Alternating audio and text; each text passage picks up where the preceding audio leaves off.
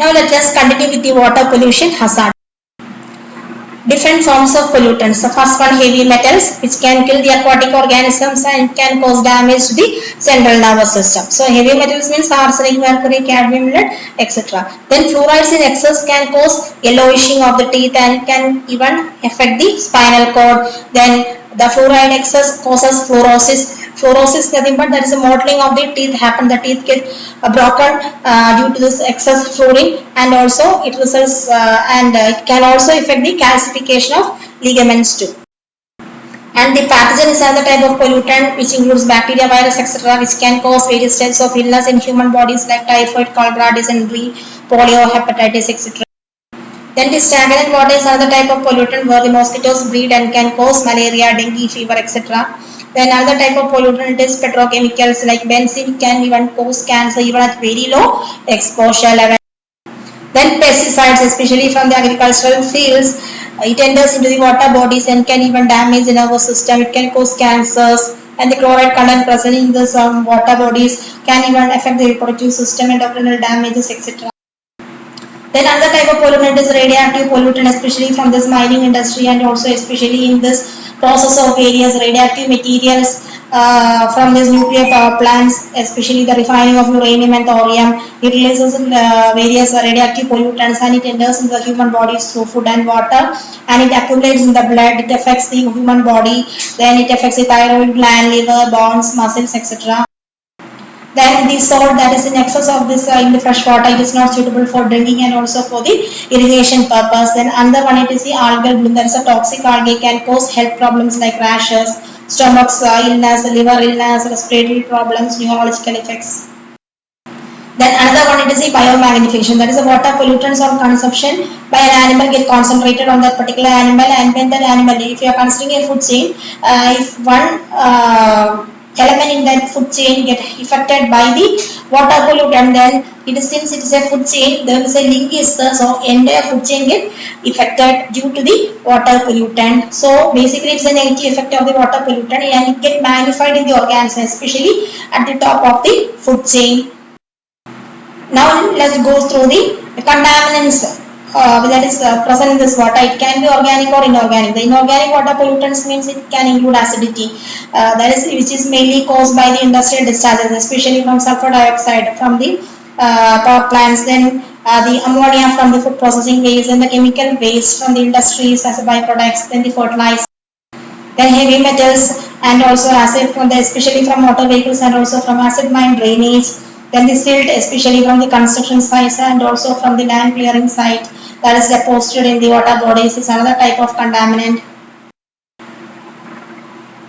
Then macroscopic pollutions are the which are large visible items that get float on the top of the water bodies. It can include trashes. Trashes means, for example, paper, plastic or food waste. Then it can be nurdles. It is a term that is mainly used for the small waterborne plastic pellets, etc.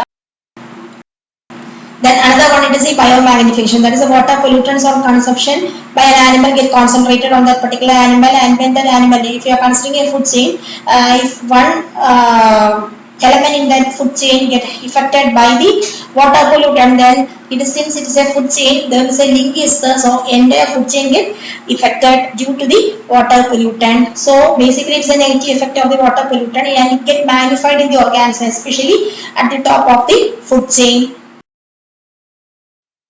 Then it affects the environment or ecosystem.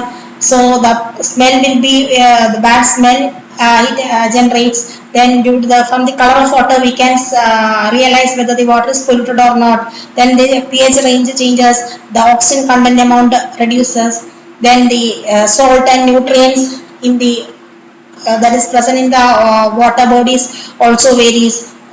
Then due to the pesticides, the chloride contents can enter into the water bodies, which can even affect the endocrinal systems and also reproductive system. Then eutrophication happens, that is when the pesticides enter into the water body sometimes, which is rich in nitrogen and phosphorus. So what happens is that algal blooms happens. When the algal bloom increases, when the production of algae increases, what happens is that it prevents the penetration of sunlight into the water bodies, etc. So which is very danger for various other aquatic organisms to survive within the water bodies.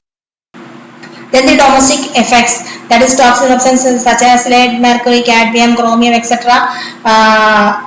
So these heavy metals can also enter into the water bodies. So the water bodies containing this toxic substance cannot be used for domestic purpose, etc.